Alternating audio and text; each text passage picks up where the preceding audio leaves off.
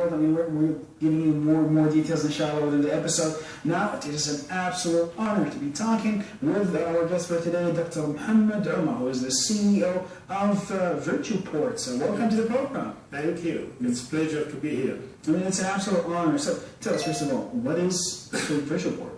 Well, after almost 30 to 40 years of being in the IT business with our academia, I was teaching in the States IT, and I launched a couple of, when it was legalized in Saudi Arabia, Sharia Tech, and also the first internet via satellite orbit data systems. And last is I was president of integrated telecom company who got the license for the landline in Saudi Arabia. Then mashallah. I retired and I thought, what should I do? So from my experience, the most important and critical element is people. So I wanted to do something for people. I established VirtuPort, a US-based company. It has a branch in Jordan and presence in Saudi Arabia, with the objective of linking people together, especially the high-tech industries in the West, in the USA in particular, with Middle Eastern companies, and getting people to know each other through conferences. Okay. So we started doing and focusing on IT security conferences. We did 2 conferences, 2011-2012 in Amman, Jordan, and we just 3 days ago we did a conference in Riyadh with the theme of cyber crime and business. And it was a very successful event like the others, and we got distinguished speakers from the US and from around the world to come here and really communicate with the specialists in the field in Saudi Arabia and the region. So this is VirtuPort. Another thing which is also focusing on people is we are launching this summer a portal for human resources. And this is different from the portals where they do recruiting and CVs, in a way that we list information and we validate it. Okay. So if somebody puts his profile or his CV and says, I graduated from such and such university, we validate this at 3 levels. First, we contact online, if possible, with the university and check if he was graduated in that year. Second, we request a colleague who graduated from the same university also endorse him and validate. And thirdly, we require some document which says that he has graduated from that university. Besides, somebody lists a skill and says, I am a specialist in IT security, for example. Oh, yeah. We check also where did he work, and we correspond with the company he worked with and check does he have the skills he claims, and he gets points on every level of endorsement and validation. He gets points. This helps the individual first to really put the right information, because it helps him, the program gives him feedback. For example, if he wants to progress in his career, what skills is he missing to go to the next level? Then he checks on the skills he is missing, and it will give him information, what training, what courses, what certificates he should get in order to satisfy the requirement. So with these kinds of validations, we hope that we will be able to provide a very valuable asset for the individual, for the company, and also we compare within the country and within the region and globally. Where do you stand? For example, you are an IT specialist. How do you compare with IT specialist, security specialists in the USA or in India? It will give you a rank where you compare with those things. That is absolutely impressive, mashallah. I mean, let's say, giving us such details about the projects ongoing, the ideas are almost of years of experience of what the region needs. Yes. So it is a mix of my experience here and then my experience in the West, and putting it together And this is what we call, the portal is called Morphlinks, and hopefully it will be of value. Because really I believe people are the most important factor in success of anything. No matter what technology you bring, if the people are not up to the level, if they do not take care of the technology, if they do not secure it, then it doesn't work. True, you're absolutely right. Now, of course, I mean, talking about, let's say, the conference and, say, people attending the conference and everything to do with it, yeah, we got to highlight the output of the conference itself. How would you summarize that? The main important points is we focused on what is happening in the Middle East, and in the Gulf in particular. And we noticed that there are lots of activities taking place in terms of hacking and threats, and we have witnessed a couple of major ones in the kingdom as well as in the Gulf. And this, we focused on that. We focused on solutions, how to prevent such threats. And the conclusion is still education. Education is the most important thing. Without awareness of the public in general, and without proper training of the specialists, we will be always in danger. True. In the statistics, it says 96% of the attacks and without proper training of the specialists, we will be always in danger. True. In the statistics, it says 96% of the attacks and the incidents that take place can be prevented if there was simple enough training and awareness. Okay. And the rest 4% are the sophisticated ones where we need the specialists. But even the public, if they are aware of the dangers, they can prevent it. And a simple thing, you don't have to leave your computer on and walk away and let somebody comes to it. If somebody tries to get information from you, be careful what information you give and to whom do you give it. Oh, true. Absolutely. These conclusions, we emphasize the need for policies at the level of the company, at the level of the government, to really impose certain rules and regulations about the ethics of using their computers and penalties for the malicious hackers who try to destroy assets of the company or individual.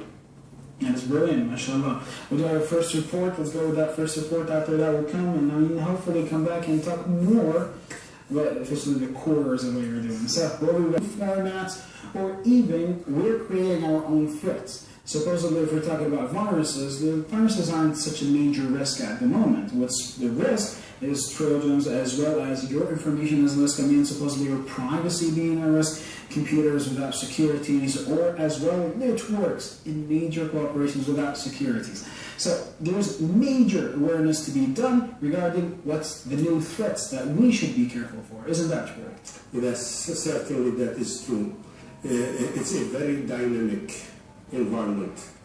In fact, when we look back at the hackers' characteristics 10 years ago, it was done for just curiosity. They were trying to see, can we hack somebody, can we get into somebody without any harm. Then it evolved into some type of revenge, somebody who is not happy with the company and he wants to just delete their files. And then it became more malicious, and then it became for business. And these days, those hackers, they have organized themselves as groups similar to business, and they get money, and they embezzle money, and they even have employees and staff and recruit and fire and hire like any business. True. So it's becoming very serious. And now the threat coming is, it is not just hacking a company, it's nations hacking nations, and it is hacking major critical infrastructure.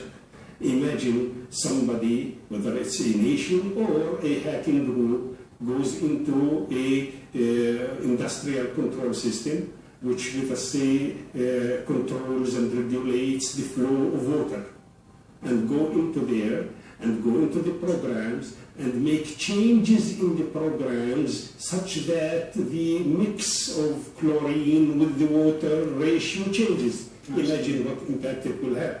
It's like a war. So we have to be extremely careful these days. It's not just simply PCs, it is really interest of nations are in danger. Absolutely. This dynamicity also, fortunately, there are people specialized and companies specialized in finding solutions. And thus, they anticipate certain Trojans, certain viruses, certain threats, and in advance find solutions. But still, there is the problem of the time between finding the solution and implementing it. And this is what we call zero-day threat, which is you don't have that lapse of time to get the patch, fix it, and so you will be attacked. This can mean supposedly your privacy being at risk, computers without simply PCs, it is really interest of nations are in danger. Absolutely. This dynamicity also, fortunately, there are people specialized and companies specialized in finding solutions. And thus, they anticipate certain Trojans, certain viruses, certain threats, and in advance find solutions. But still, there is the problem of the time between finding the solution and implementing it. And this is what we call zero-day threat, which is you don't have that lapse of time to get the patch, fix it, and so you will be attacked. No matter what, we cannot have 100% secure, but at least we should strive to have 90%, 95, 99, because the alternative is very, very risky. True, absolutely true. The worldwide now, this is something that is bothering everybody, whether at the IT level or at the high management level, at the government or the private sector, and they try to find solutions. It's a race between those hackers and between those solvers. And we hope that we will always be catching up and doing before they inflict anything on us. You're absolutely right. I mean, I totally agree with what you said, as well as the games have changed. Yes. And the rules have changed. Everything about the game has changed. Supposedly hackers, instead of them, let's say, arranging for a cyber attack and doing it on the spot, now they plan for months and months for a cyber attack. They infiltrate servers, they add to the server, they monitor, they, let's say, try to keep track of actual activities within organizations and companies to that right moment when it comes, and they just suddenly attack. And this is what happened in recent, let's say, years to some major companies around the world. A lot of cyber attacks are, say, being used against major countries around the world, especially threats, not actual attacks, but threats. And those threats are in place. When it comes to China or Korea and all those countries, they have the power to get a cyber attack. Now, the rules are changing. It's not that all the computers were connected. Now everything is connected, as I said, and which makes it easier to interfere with anything interconnected. And looking back, when we were to secure a computer center, we used to put it in the basement and the clothes and the iron, and nobody can enter. It's physical security. But now, how can we control and safeguard all these mobiles, smartphones, where they are spread all over the country? You cannot do signature type of controls. You have to go into some behavioral types of controls, into some heuristic, intelligent algorithms that can predict certain attacks, like denial of service, which a group can target certain people and certain organizations, hack them. You have to predict how you can safeguard your assets and your enterprise. True, absolutely true. Now with social media as well, the game has changed from the aspect that your information is absolutely out there. It's vulnerable, people can get free information. Especially that we have the old trends carried on with us, that supposedly when we're putting passwords, we're putting cracks, when we're putting extra or second stage securities in websites, we use names of relatives, we use actual known dates, which is already shared in our social networks. Yes. How secure are social networks, and what should we and what shouldn't we share on it? This is the point really, is what should we share there. And let me give you an example. Sometimes somebody puts like, today I'm going to the bank X to deposit money. He's telling his wife, his friend, he doesn't think much about it. It's just a piece of information.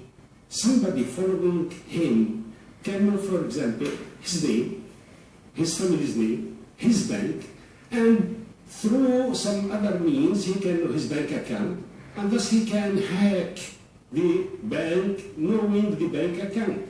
There are now tools that they can be installed on a PC where they take screenshots. So when you are entering your password, it will take a screenshot and thus he knows the password. Oh, yeah. So we have to be extremely careful. And like I said at the beginning, 96% of the threat can be avoided if we are careful. We don't have to put everything about ourselves in these social networks because we don't know who tracks this information and can use it illegally. Absolutely. Now, the final thing that we should be talking about before, and we should be aware of, which is before people search for your information, and now they're for hackers, they search for your information. So now hackers, they create a program for you to give them your information. Yes. And this is a common practice. Yes. Yes. In fact, it happened with me. And one time I found an email coming to me, your Chase bank account, you need to reset your password. And it looks like coming from the bank. This is a technique they are using, phishing for some information so that you say, okay, I will change my password. In this case, the hacker will be inside your computer. You start to change your password, it will copy it, and thus they have access to your account. So we have to be careful. These days, in fact, banks, I am glad to report that banks in Saudi Arabia are very good, doing a good job. SAMA really did a good job. And with the regulations, yes, because in fact, 10 years ago, I gave a lecture in SAMA about awareness to security of the banking business. And now I see they have regulations, they have lots of installations of security devices, programs. I'm really proud of what they did because I attended them last week or so. I visited them and they are doing a good job. We need to make this in every organization. The Ministry of Communications are encouraging, the authority CITC is encouraging, and in the kingdom it's one of the leading companies in implementing IT security measures, really. And what we noticed from the statistics in the conference is that Saudi Arabia is one of the largest percentages of receiving threats. And because now the hackers, they look where can we find, where is the money, where is the oil, where is the banking industry that is doing good, and they target it. And we noticed from the statistics that lots of incidents are targeted to the Gulf, in particular Saudi Arabia. Absolutely. I mean, let us finalize, Doctor, with giving our viewers some, let's say, suggestions, some awareness of what they should do regarding their security online. Yes, I think first of all, they should change their passwords frequently. Use difficult passwords. Yes, I know it is hard to remember. Don't write it down somewhere. You have to memorize it. Mix like your birthday with your son's birthday with an exclamation mark to make it difficult to predict. Second, be careful of what information you give to strangers about the company, because they are recruiting spies inside organizations so that they can use them to get information. Be careful what you talk about and what information you give. Be careful when you receive emails. Emails sometimes give you links that really is not true. They mimic as if they are your boss and try to click on it. Or they give you a nice birthday gift so that you click. Once you click, you can get in. Absolutely. But be careful and be aware. That is perfect. Dr. Mohammed Omar, thank you very much. It was an absolute honor. Thank you. Thank you very much. It's an honor to be with you. Thanks a lot. With us was Dr. Mohammed Omar, who is the CEO of Virgin Port. So now